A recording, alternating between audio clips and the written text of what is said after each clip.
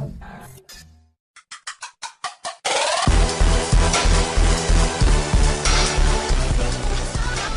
it going, guys? The Flagger here. I'm back, and we're gonna make a video on how to play Magic the Gathering, the basics.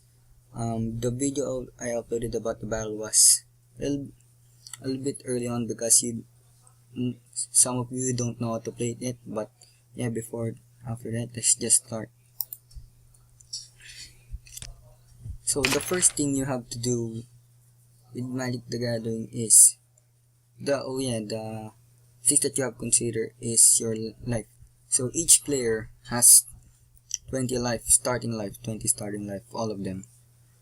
It could be more than 20 lives, but it depends on the format. For example, EDH, you start with 40 or 30 lives, but in standard or any other like legacy or modern, you have to start with 20 lives. So you have 20 lives, C, 20 for your opponent, 20 for you. And next, about your cards. You have to draw 7. Oh wait, on who picks first? Who picks first? It has to be, if you don't have a dice, yeah, it has to be mana first. So you have to pick any card from your deck, and if it's a mana card, you're first. But if your opponent gets a mana card as well, then you have to repeat the process. But if both of you don't get mana, then the lowest converted mana cost goes first. For example, you have an Elvish Mystic which has 1 mana, and your opponent got a Satyr Henadist with a converted mana cost of 2, so you go first. And then you both have to draw 7 cards. It has to be 7 cards. So if you watch the video that I made about how many cards, it has to be 60 cards most of the time in standard. In EDH it's 100 cards, but I'm not gonna talk about EDH right now. So yeah, that's it. You have 20, you have your life, then you draw 7 cards. But most of the time, if you draw 7 cards, if you don't like the cards you get, then you can mulligan. So in virtual play table, it's here mulligan. So for example, you're playing real life Magic, what mulligan does is, or if you want to do mulligan, is you put your card. Oh yeah, don't forget to shuffle first before drawing 7 cards. So in mulligan, you have to put your 7 cards in top of your deck, shuffle it, then you have to draw 6 cards. For example, here I mulligan, then I have 1, 2, 3, 4, 5, 6, only 6 cards. But if, for example, you still don't like what you see, or still don't like your hand, you can mulligan again. But the rule of mulligan is, each time you mulligan, you draw little cards. For example, you mulligan again, I only have 5 cards. So the more you mulligan, the less cards you'll get. So you have to be strategic about doing mulligans. So about your hand, most of the time your hand is has to have mana in it, or some don't consider getting mana for more advanced players, because you can still draw mana, but it depends. If you're first, then you can't do anything in your first turn, and it's not a man, but that is a very risky play, because if you don't draw mana, you can't do anything. And if you exceed 7 cards, then you most of the time have to throw 1 away. So most of the time you have to start with mana, either 2 or 3 or above that. Just not all mana, but some can consider all mana, and it depends on your deck. For example, in my deck, mana is not that important because I have ramp creatures. Wait, let's, yeah, for example, that I have here a forest, then an Elvish Mystic. So I don't need too much mana because I have mana ramp creatures. But for example, if you have a very mana reliant deck, for example, it's a very creature, no, not a creature heavy, a spell heavy deck, then you need mana most of the time on the early game, in the early start, so you can start casting your spells. So enough with that.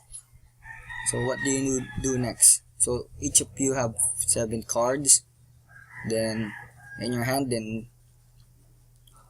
you have your life. So for the life, you can have a dice. You can use a dice or die or dice, yeah. So you can use that. You know, the 20-sided dice that you see, you can buy it anywhere, yeah, mostly anywhere if you can find a 20-sided dice. But for example, if you join a pre-release, I know, yeah, this version of the virtual pay table, it's not updated. I'm updating it now because of the new expansion, Cons of Tarkir. So yeah, let's talk about that later. For example, so you have a 20-sided dice. You can buy it at maybe Neutral Grounds or any Magic the Gathering card shops that you visit. So after that, you have your life. You draw 7 cards. Then first thing you have to do is, for example, your first, yes, you go mana first. Or if you have a dice, you can just roll in whoever gets the highest, then goes first. Standard. That's the standard way of really doing it. So next is, so first thing you have to do really is put down a land card, like this forest. Because without land cards, you mostly cannot do anything. You cannot, like for example, if you have a creature has 0 mana cost, but that is quite rare. For example, you have a forest. You can use the forest, after you bring down your forest, you can put it down, you can use it right away.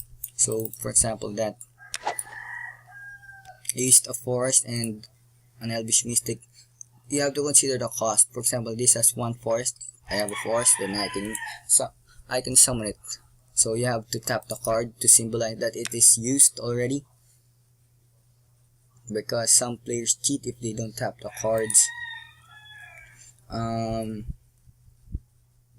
So if you put a creature down at, you know, it's about summoning sickness, you cannot attack or do any of its effects until another turn passes. For example, you just put it down, you can't do anything with it.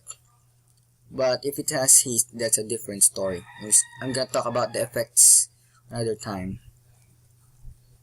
Then, for example, it's your opponent's turn. Yes, he draws a card, blah blah blah, he does that. Then after that, there we go. Then after that, you have to draw another card. For example, there I drew a land card. Then you have to untap all your permanents. A permanent is, for example, it's a thing that stays on the field. For example, enchantments, artifacts, features, and lands. So that's a definition of a permanent. But spells are not considered permanent because you can only use them once. So I again drew a land card and put down another forest. Then I put down a Sylvan Caryatid, has 1 converted mana cost, and a forest, so I can tap these 2, or I can tap the Elvish Mystic because you already summoned it the last turn. You can now summon it because of the summoning sickness. Because of summoning sickness, is gone. So I can tap it, add 1 mana to your mana pool. This is a bit complicated, but most creatures usually don't have these effects. And yeah, I'm just gonna talk about it in another video. I can tap this, so I can add a mana. It can be floating mana. You can go here, but most of the time you will just tap it and you will gain mana then I can tap another forest.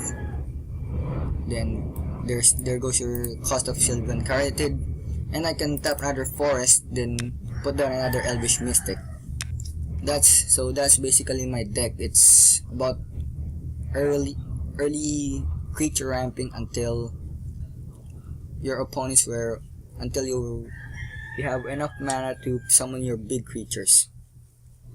So what else? Yeah, that's mostly just the basics of Magic the Gathering, and